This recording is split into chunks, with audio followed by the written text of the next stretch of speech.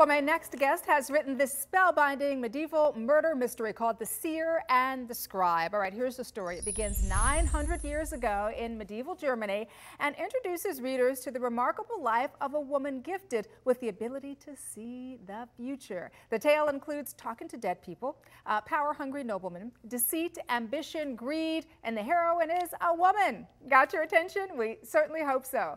Author Grace Dyrek joins us this morning to talk about her book. Good morning to you, Grace. Good to meet you. Good morning, Danielle. Thank you for having me. Glad you're here. And so the adventure begins, huh? Tell us about the book. Well, it's a medieval murder mystery, as you said, set in the 12th century.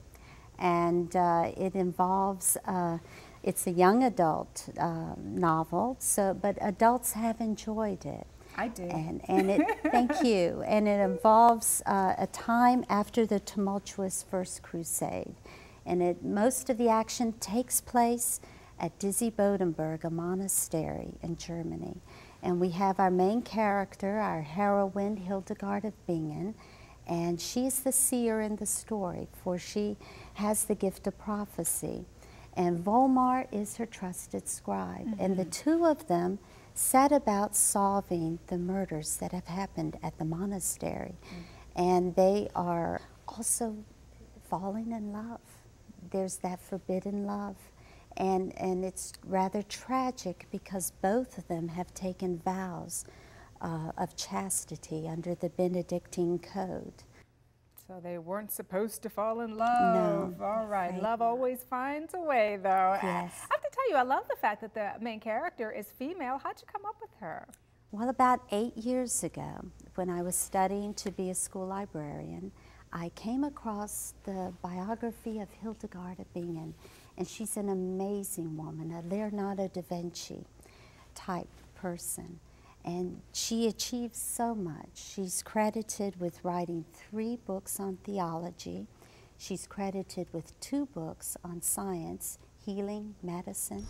She's also was a painter. She illuminated her visions. She wrote 75 ecclesiastical songs. She wrote a play. She was an abbess and founded 2 monasteries. And well into her 70s, she was traveling the countryside preaching. It's interesting that you said she traveled well into her 70s because in your book, the main character really didn't start to live until her 40s, until after she turned 40. I think that's amazing. Why wait until then for her to begin to realize her gifts? Well, that's a curious tale because the practice at the time was if you were from a nobleman's family, you would give away your child to the church. And she was given to a young woman named Jutta. And so for 25 years, Hildegard and Jutta were essentially symbolically buried alive at the monastery. And by all accounts, history paints Jutta as a very difficult woman. Once Jutta dies, Hildegard suddenly feels free. Her spirit is freed. So it gives hope for all of us older women that it's never too late to realize your dream. Never too late. I love that message. You know, you think about Harry Potter and the popularity of all those books, and this reminds me of that a little bit with regards to genre, but what makes The Seer and the Scribe different?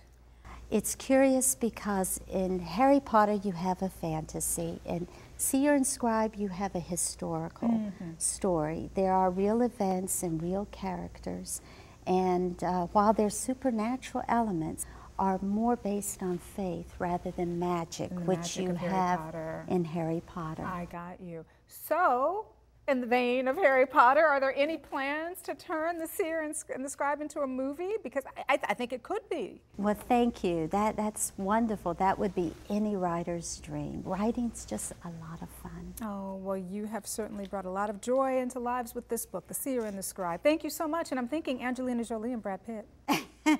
As The Seer and the Scribe. I'm just casting your movie for you, Grace. Thank you. That would be wonderful. It's so good to meet you. Thank you. Appreciate it, Danielle. And once again, the book is called The Seer and the Scribe. For more information on Grace or the book, please visit the website luminousbooks.com.